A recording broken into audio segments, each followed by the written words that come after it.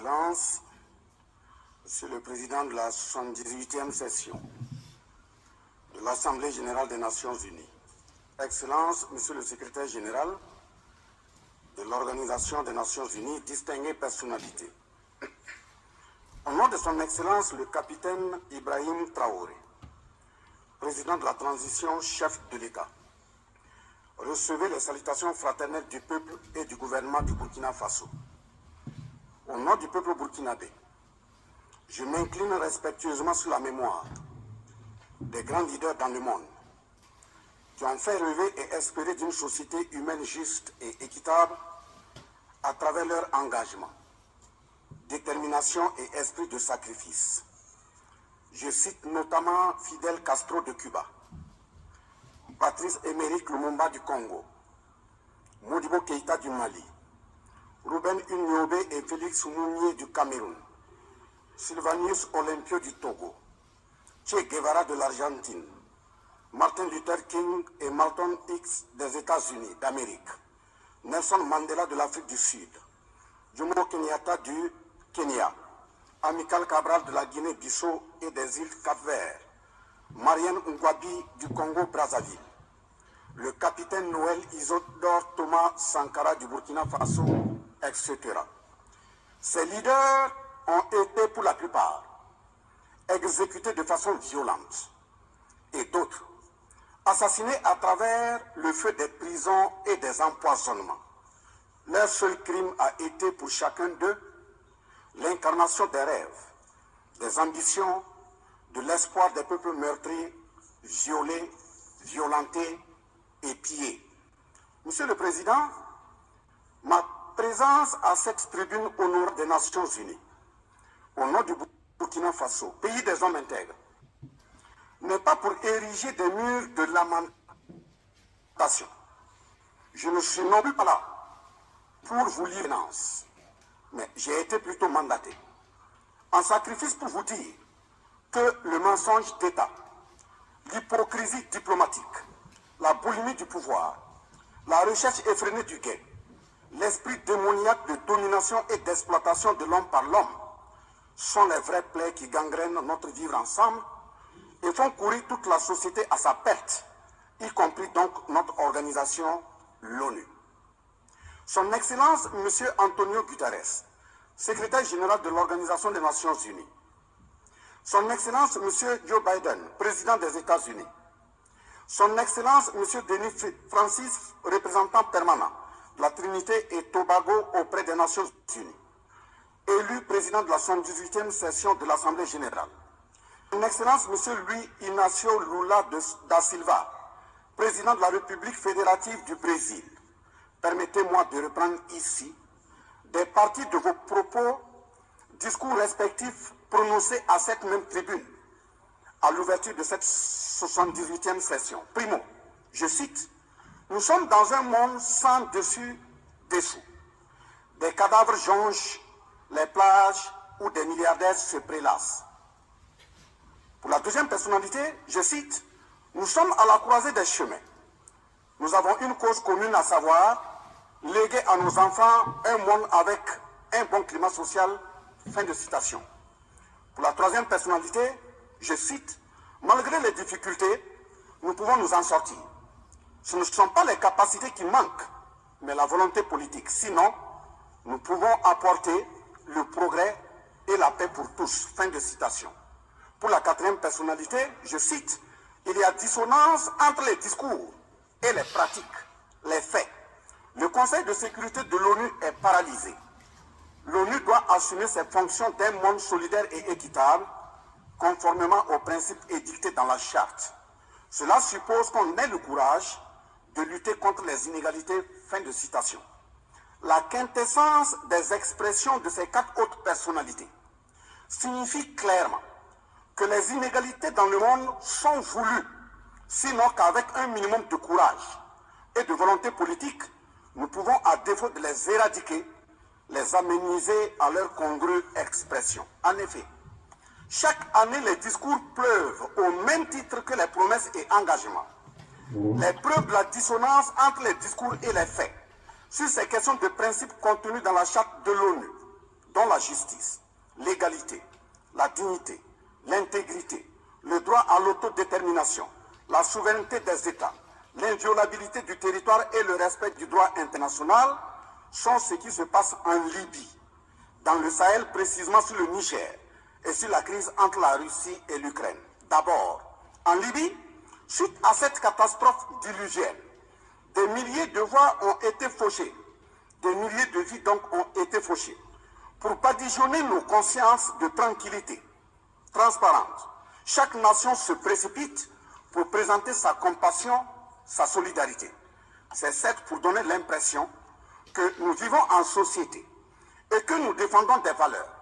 L'honnêteté intellectuelle le recommande et l'histoire des consciences nous reflète que nous devons présenter nos sincères excuses au peuple libyen pour avoir été, collectivement et individuellement, par passivité condamnable ou par complicité active et inacceptable, aux côtés des bourreaux qui ont été la première catastrophe anthropique en Libye.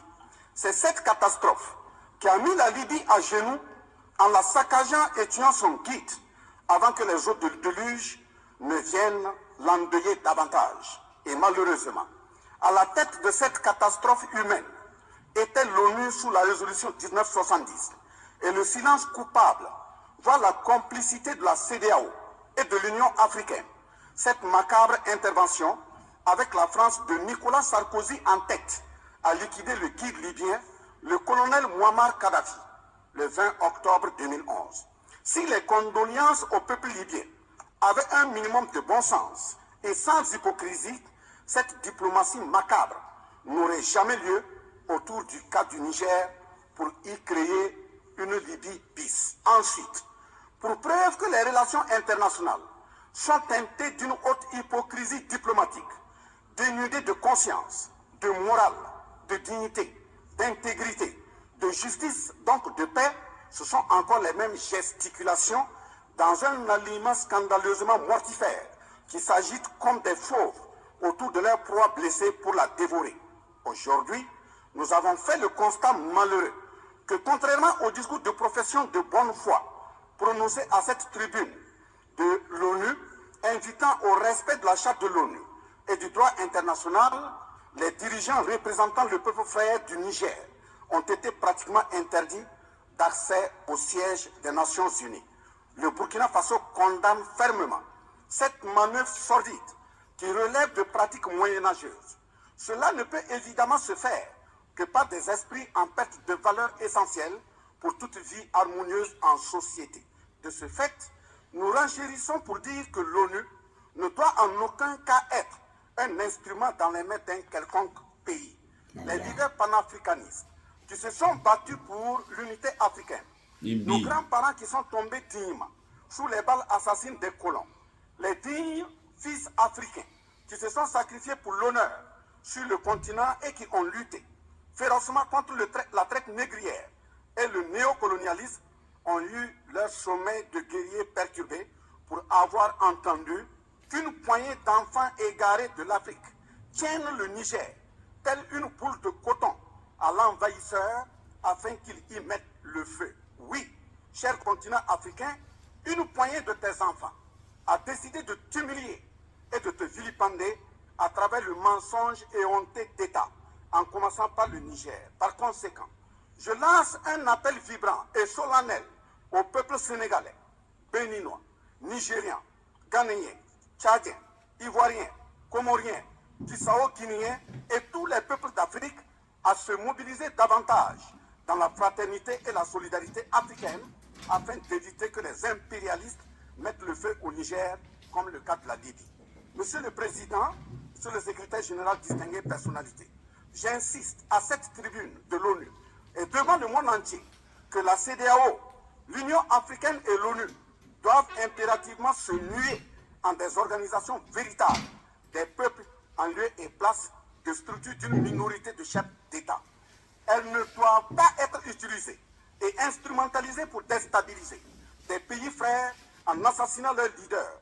Ce n'est qu'à ce prix que la charte de l'ONU et le droit international auront un sens. Enfin, parlant de la charte de l'ONU et du droit international, un conflit entre la Russie et l'Ukraine est entretenu et voulu par certaines puissances. Aïe. Ainsi, plusieurs pays Aïe. occidentaux, notamment les États-Unis et l'Union européenne, Voilà. qui ont déversé toute sorte de soutien, notamment militaire. Très bien. Les populations civiles ukrainiennes engagées comme volontaires, dont certains pilotes même des chars, sont félicités et traités de patriotes.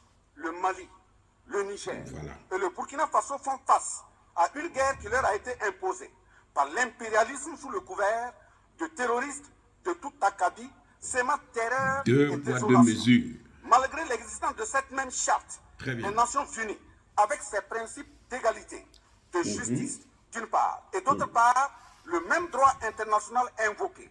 À cette tribune de l'ONU, il y a nettement un fossé abyssal dans le Kembe. traitement des questions. En effet, Très bien. prenant le cas du Burkina Faso, les populations civiles, face aux incursions barbares et meurtrières des terroristes, ont décidé de s'engager aux côtés des forces de défense et de sécurité.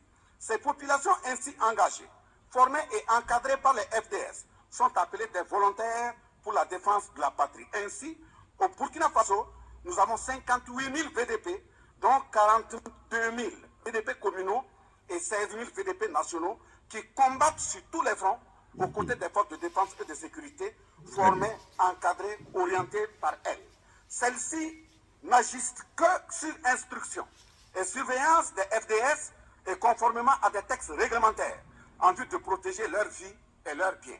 Ce sont ces patriotes que certains chefs d'État de la CEDEAO et de l'Union africaine, sur instrumentalisation de puissances impérialistes capitalistes, tentent de faire croire à la communauté internationale que ce sont des milices. C'est cela le mensonge éhonté d'État.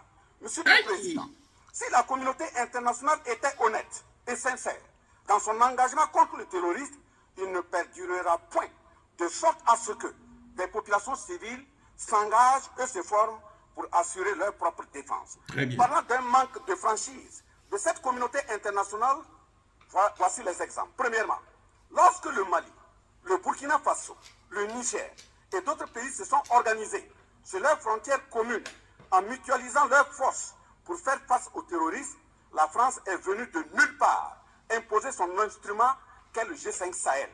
Aujourd'hui, la CEDEAO, qui a subitement une force d'intervention pour rétablir les démocraties, a annoncé un apport de 2 milliards de dollars US. Mais à la création de cette G5 Sahel, jusqu'à nos jours, à sa vaporisation, cette CEDEAO n'a pu débourser que 25 millions d'euros, de dollars, 25 millions de dollars US. Où est donc le sérieux dans la défense des vies humaines prônée par la Déclaration universelle des droits de l'homme et des peuples? Ça n'existe pas. Le Burkina Faso subit des sanctions cyniques suite au coup d'État du 30 septembre 2022. Cette nébuleuse dite communauté internationale, sous l'impulsion de la France qui est passée par ses valets locaux en Afrique, a tenté d'abord de faire nommer un premier ministre au Burkina Faso en vain. Ensuite, ils sont passés à l'imposition de ministres dans des postes stratégiques au sein du gouvernement burkinabé en vain. Et enfin, ils ont négocié le maintien des relations afin que le capitaine Ibrahim Traoré mette en œuvre tout ce qu'ils décideront, condition sine qua non d'une durée à souhait au pouvoir. L'ayant aussi refusé, au nom de l'intérêt supérieur de son peuple, une avalanche de mesures répressives, de menaces, de tentatives de coup d'État, manœuvres immorales sont en élaboration dans des laboratoires criminels. C'est ce qu'ils savent faire. Toutes ces manœuvres et missions macabres sont pilotées en marionnettes téléguidées par des personnages de couloir présidentiel africain. C'est ainsi que même cette fameuse initiative d'Accra, sans le Mali, n'a pas fait long feu. Troisièmement, en plus des coupures d'aide, d'annulation de conventions de formation de nos forces de défense et de sécurité, nous assistons au blocage de notre matériel militaire, commandé avec la sueur de nos compatriotes, toujours sous l'impulsion de la France. En exemple, pour les vecteurs aériens nécessaires pour le contrôle et la défense du territoire, nous avons eu un contrat avec le Brésil, dont la licence d'armes devait provenir de la Belgique et le système de navigation de tir et de tir, ainsi que des caméras des États-Unis d'Amérique, puis un moteur du Canada. Ces moyens sont aujourd'hui fallacieusement et cyniquement bloqués. Vous parlez de défense des droits humains à cette tribune de l'ONU. Je vous invite donc à nous livrer incessamment nos armes pour la défense et la protection de nos populations meurtries. En tout état de cause, vous êtes solennellement saisis. Et si rien n'est fait, l'histoire vous tiendra responsable de non-assistance à personne en danger. Monsieur le Président, Monsieur le Secrétaire général, ce tableau peu reluisant de cette communauté internationale, caractérisée par Communauté la non-assistance à occidentale, État en proie otanienne, au terrorisme, le bandit de l'hypocrisie voyous, de internationale, brigands, la suprématie bien de dit. quelques puissances au sein de l'ONU, la complicité au pillage de l'Afrique, etc., ne commande-t-il pas la traduction de cette communauté internationale devant la Cour pénale internationale? En deux mots, notre sécurité sera assurée par nous-mêmes en priorité et non par quelqu'un d'autre. Sur la question de la présence de Wagner au Burkina Faso, chantée par une certaine presse téléguidée depuis l'Élysée, je répondrai ceci. Oui, Monsieur le Président, c'est nous les Wagner du Burkina Faso. Oui, ces braves forces de défense et de sécurité et volontaires pour la défense de la patrie sont les Wagner du Burkina Faso. Par conséquent, du haut de cette tribune de l'ONU, je magnifie le sacrifice de tout patriote au nom de l'intérêt national. Je salue vivement la mémoire de tous ceux qui sont tombés les armes à la main et magnifie le courage et l'intégrité de ceux qui sont toujours en vie et foncent inexorablement et de façon sacrificielle vers la victoire de notre peuple et la sauvegarde de notre patrie. Au lieu de nous aider à arrêter cette saignée humaine, ce sont des accusations fallacieuses, des mensonges éhontés d'État, englobés dans une diplomatie d'hypocrisie et des menaces voilées pour nous indiquer des partenaires à fréquenter et des conduites à tenir. Nous disons non. Colonisation. Au nom de la même charte des Nations Unies et du droit international que vous évoquez tous et toutes ici à cette tribune, les peuples africains en général et sahéliens en particulier sont résolument engagés à assumer absolument et pleinement leur émancipation totale pour un progrès social véritable. Ainsi, le Burkina Faso liera de façon souveraine ses partenariats avec qui il veut et achètera ses moyens de défense avec qui il veut. Un pays s'appelle Russie, Iran, Turquie, Azerbaïdjan, Cuba, Nicaragua, Corée du Nord. Le Burkina Faso y achètera et y vendra librement ses produits sans intermédiaire, encore moins une autorisation de qui que ce soit. Et cela advienne que pourra. Monsieur le Président, le Secrétaire général, parlant toujours d'hypocrisie et de mensonges d'État, dans cette question de lutte contre le terrorisme, en général et dans le Sahel en particulier, voici d'autres faits que vous n'ignorez certainement pas et j'en suis certain. Primo, dans le Sahel, nous avons près d'une dizaine de milliers de soldats d'armées étrangères, composés en majorité de soldats français, mais également des soldats américains, allemands, italiens, etc., avec des armes, des matériels volants et de surveillance les plus sophistiqués au monde. Et malgré tout, personne ne voit des colonnes de centaines de terroristes se déplacer pour aller servir la désolation et la mort, souvent avec des armes inimaginables. Au Mali, au Niger et au Burkina Faso, il n'y a ni usine de fabrique d'armes, ni de munitions. Qui recrute donc ces terroristes? Ce sont les qui mêmes. les entraîne? Bien dit. Qui les dote en permanence? Qui les nourrit et avec That's a quels good moyens? question. Croyez-vous à cette philanthropie au nom de laquelle Ça n'existe les pas. Occidentaux vont envoyer leurs militaires au Sahel mourir pour des beaux yeux des Sahéliens? Si oui, qu'est-ce qui justifie les énervements et autres gesticulations puériles et diplomatiques dès qu'on dit à la France de déguerpir militairement? La vraie raison, ce sont les ressources du sous-sol au Sahel. Voilà. En effet, l'Assemblée nationale française a voté la loi numéro 057-7-27 du 10 janvier 1957, parue dans le journal officiel de la République française du 12 janvier 1957, portant création de l'Organisation commune des régions sahariennes, OCRS, qui regroupe des parties du Mali, du Burkina Faso, du Niger, de la Mauritanie, de l'Algérie, etc. Cette zone n'a jusque-là pas d'égal dans le monde en termes de richesse de sous-sol. À titre d'exemple, la nappe phréatique la plus importante va de la Mauritanie à la Somalie, en passant par le Mali, l'Algérie, la Libye, le Niger, etc. Le journal Le Monde du 23 juillet 1957 avançait le chiffre de 6 à 7 millions de tonnes de pétrole comme production potentielle annuelle du Sahara. En plus de ces ressources naturelles, nous avons l'uranium, l'or, le cobalt, le zinc, le diamant, le lithium, le cuivre, etc. Si vous, les Occidentaux, vous aimez tant les Sahéliens pour y amener vos militaires, mourir au nom de la démocratie, de la liberté, des droits humains et de la paix, pourquoi tout le continent africain, qui compte 1,3 milliard d'habitants, dont le deuxième continent le plus peuplé, avec 30 415 873 km² et 54 États, n'a aucun siège permanent au sein du Conseil de sécurité Aïe. avec un droit de veto. Ribi. N'est-ce pas là, au-delà Très, d'un très, crime très d'État, bien. un crime onusien? Donc, Oh. acte aux mentions diplomatiques grossiers consistant à dire que ces puissances impérialistes viennent au Sahel pour défendre la démocratie et les droits humains.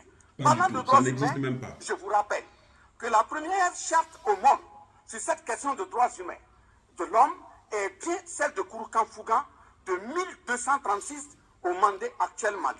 De ce fait que les moralisateurs expansionnistes gardent leur rhétorique de respect des droits humains à géométrie variable pour leurs terroristes qu'ils encadrent. Secondo, l'Afrique n'aime pas comparer les morts. C'est un manque d'éducation que de le faire. Par conséquent, je m'incline respectueusement sur la mémoire de toutes les nationalités ayant perdu la vie en Afrique en général et au Sahel en particulier. Ainsi, sur les sorties hasardeuses, condescendantes et malheureuses du président de la République française Emmanuel Macron, Aïe. et qui Très fait bien. souvent le ridicule, tout en se glorifiant d'une hypothétique condescendance Voilà. sur les peuples africains, je m'impose le devoir de lui faire un petit cours d'histoire Très bien. sur sa propre histoire. Il mérite Voilà ça. pourquoi les Il doit salles de repartir à classe l'école. sont faites pour que les enfants apprennent les cours et grandissent bien, Bien. que de s'adonner à autre chose, au risque de se perdre à jamais. Mais pour commencer, je précise qu'aucun peuple africain ne s'est opposé au peuple français. Il n'y a pas donc de sentiment anti-français en Afrique. Il n'y en aura jamais du fait de notre légendaire hospitalité et amour du prochain. Il y a que les peuples africains refusent la condescendance, Très bien. l'arrogance, l'insolence, Et la oui. suffisance, Voilà. le paternalisme, le pillage de ses ressources et le crime organisé. En Très, très effet, bien.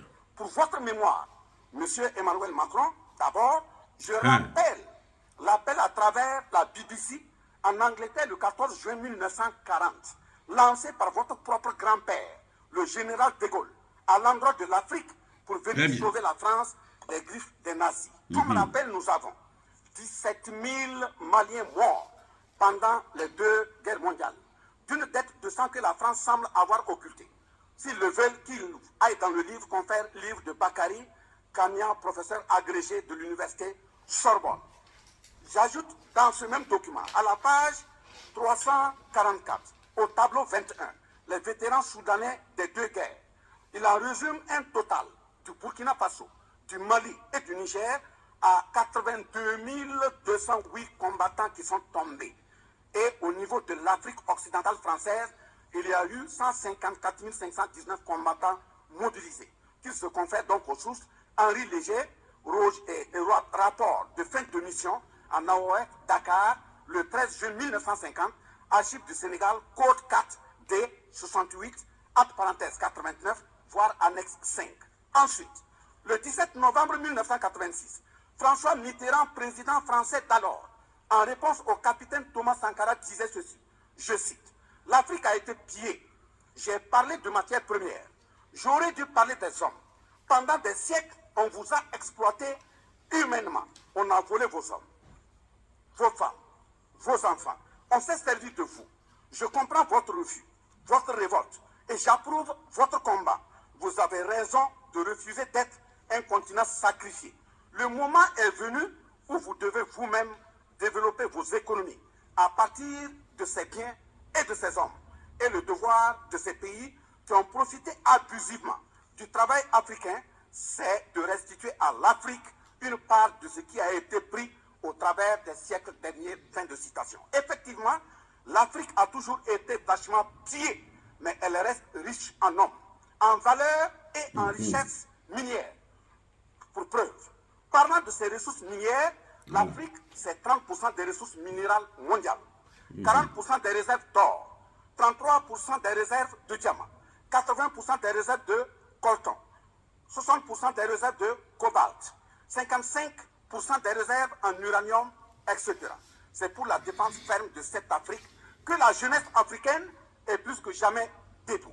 Monsieur Macron, avez-vous encore besoin d'un peu d'histoire pour vous remémorer? Enfin, bien avant cette sortie regrettable et donc malheureuse du président français Emmanuel Macron, il s'était attaqué, comme tant d'autres de ses compatriotes politiciens, à la maternité africaine.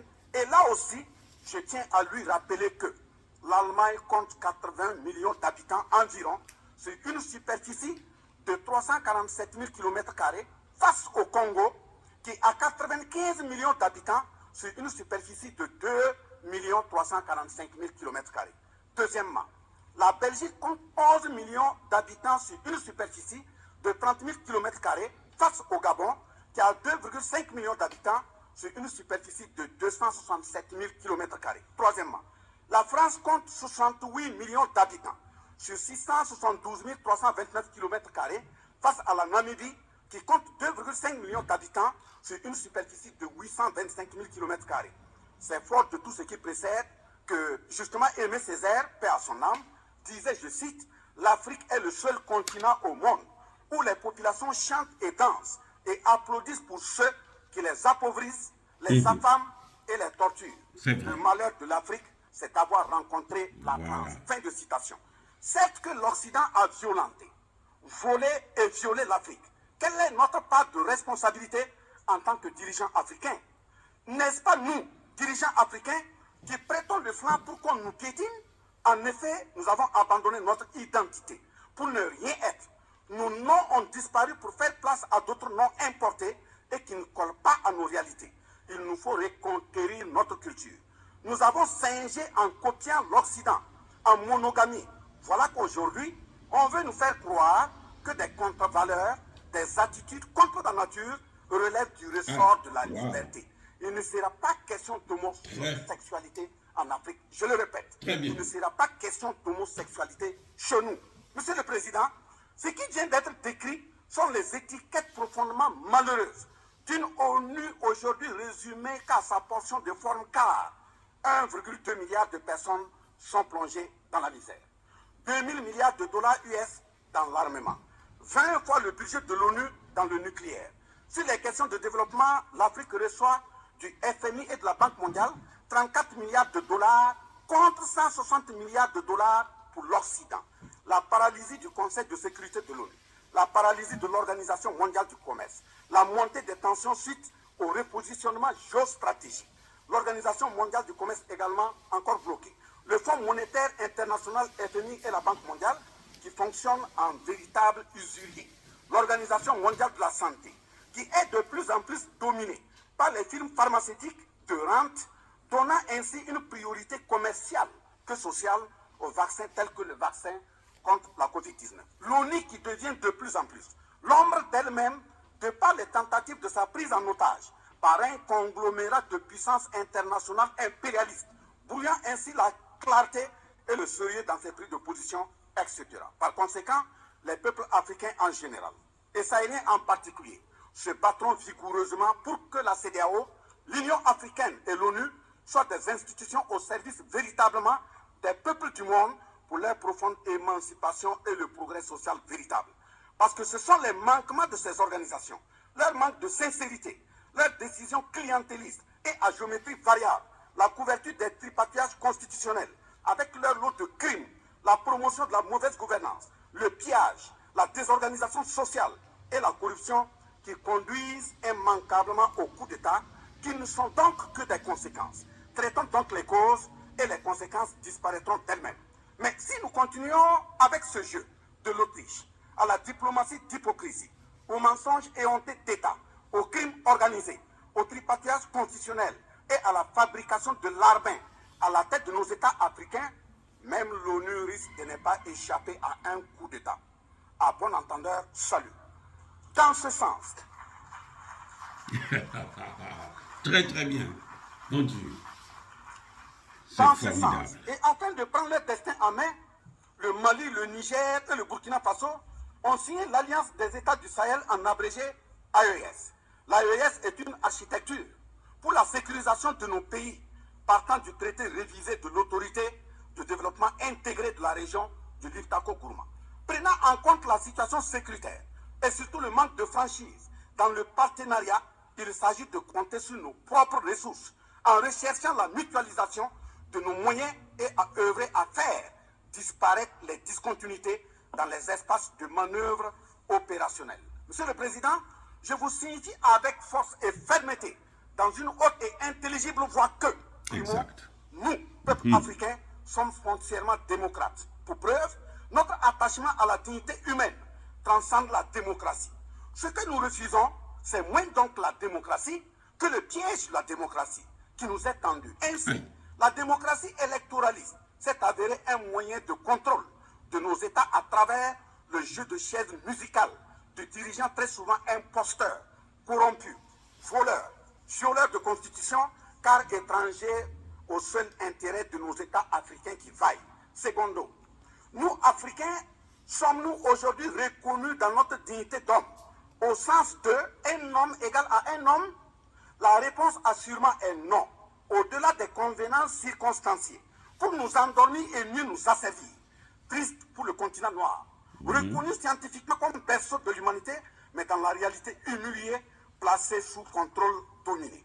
Des indépendances factices aux guerres fratricides, de la démocratie électoraliste aux aides biaisées, des guerres de rapine au terrorisme malicieusement fabriquées, entretenues et injectées dans nos contrées africaines, notamment au Mali, au Burkina Faso et au Niger. Il y a une seule constante: nous dominer, maintenir le pied sur notre cou, tel le cas de notre malheureux frère George Floyd aux États-Unis, ici même. Est-ce cela la démocratie?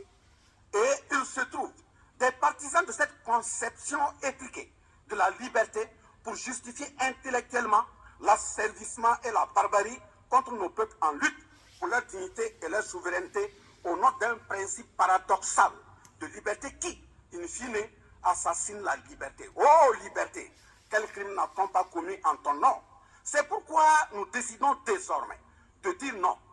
Non à tous ces amis qui veulent du bien au point de nous menacer de guerre pour imposer leur amitié.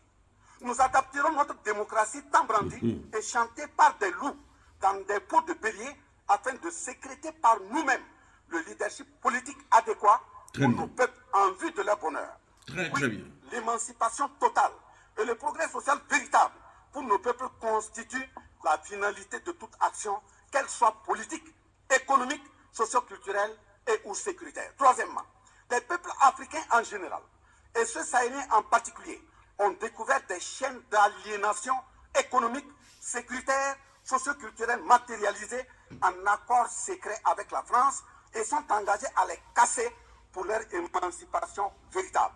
Ce sont entre autres, premièrement, la dette coloniale. Nous n'allons pas fermer les yeux et la payer tout en laissant nos populations mourir de faim et de soif et voire de maladie. Deuxièmement, la question de la monnaie dont le franc CFA, appelé franc des colonies françaises d'Afrique, n'est pas une priorité africaine. Au plan juridique, la propriété est le droit de jouir et disposer des choses de la manière la plus absolue. Confère article 544 du Code civil français chez eux-mêmes. Un brevet est donc détenu par la France sur le franc CFA. Elle est par conséquent propriétaire du franc CFA et elle la loue aux États francophones africains. Ce qui est marrant en plus est que le biais produit par la France pour l'Afrique de l'Ouest diffère de ceux de l'Afrique centrale en valeur monétaire sous la même appellation franc CFA. Voilà. Le seul document reconnaissant le franc CFA est le décret numéro 45-0136 du 26 décembre 1945, dont les signataires furent Charles de Gaulle, président du gouvernement provisoire, René Pleven, ministre des Finances, et Jacques Soustel, ministre des Colonies. Quatrièmement, la priorité aux intérêts aux entreprises françaises dans les marchés publics et appels d'offres publics terminés.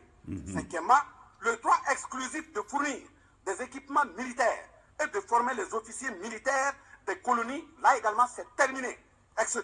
Quatrièmement, personne n'applaudit un coup d'État. Mais si nous ignorons que ces coups d'État sont souvent des conséquences de la mauvaise gouvernance et des tripatouillages constitutionnels pour s'offrir des mandats supplémentaires. Il y en aura toujours. Donc, ayons la lucidité de combattre les vraies causes en restant exigeants sur le respect des règles démocratiques et de la bonne gouvernance. Cinquièmement, les peuples africains ne sont pas opposés au peuple français, mais c'est plutôt la politique française, pleine de condescendance, qui est rejetée. En effet, la France, en refusant le rapatriement de son ambassadeur récusé au Niger, est une violation du droit international, notamment l'article 9 alinéa 1 et 2 de la Convention de Vienne sur les relations diplomatiques de 1961.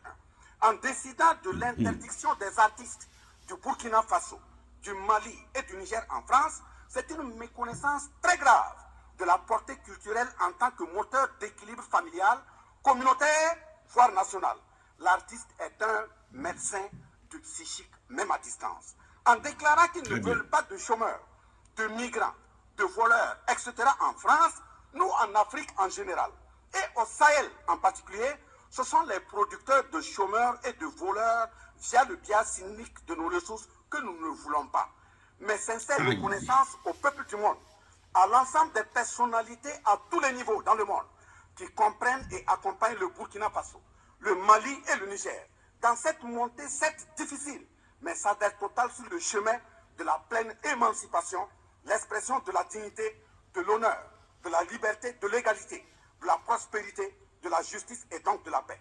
Face à la situation que traverse le Burkina Faso, le gouvernement burkinabé a mis en œuvre des actions vigoureuses à travers l'adoption d'un nouveau plan de développement, le plan d'action pour la stabilisation et le développement, et ses 4 axes prioritaires qui sont, premièrement, la lutte contre le terrorisme et la restauration de l'intégrité territoriale.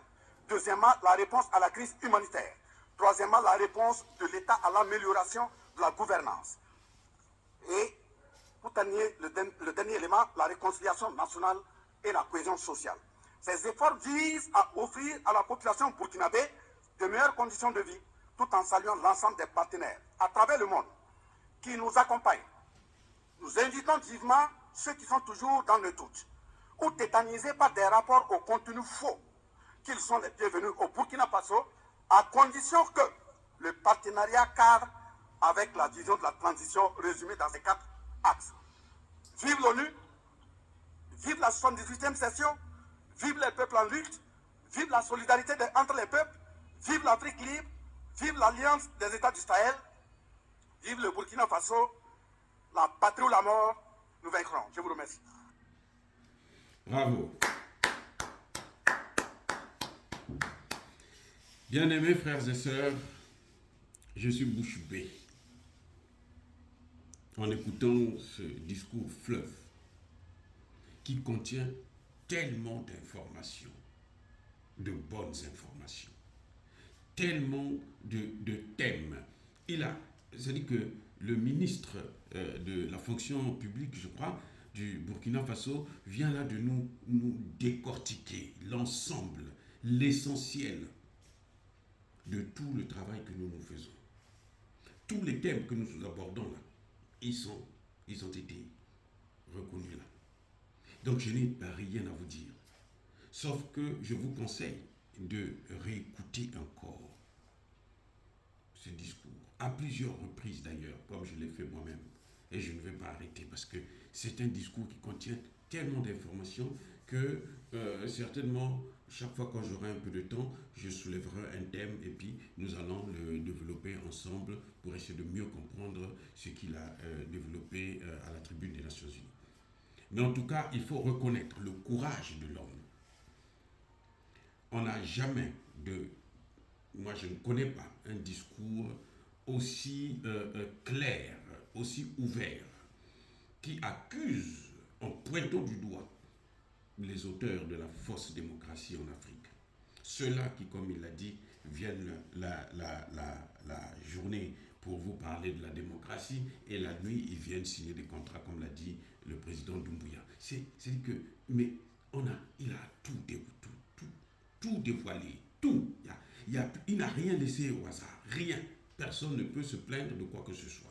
Donc, je vous laisse savourer, il a été très long, je vous laisse donc savourer, je ne vais pas faire d'autres commentaires, mais de temps en temps, nous développerons quelques thèmes, comme je venais de le dire tout à l'heure. En tout cas, soyez bénis, je persiste et je signe, soyez abondamment bénis par le Dieu des Kémites et par nos ancêtres angélisés. Mais que tous ceux qui persécutent le continent africain le pillent et le déstabilisent. Qu'ils soient noirs, blancs, chinois, arabes, indiens ou qui qu'ils soient maudits, punis, foudroyés, neutralisés, écrasés et effacés par ce Dieu de Kémite et par nos ancêtres angélisés. Vive l'Afrique éternelle, j'ai dit et j'assume.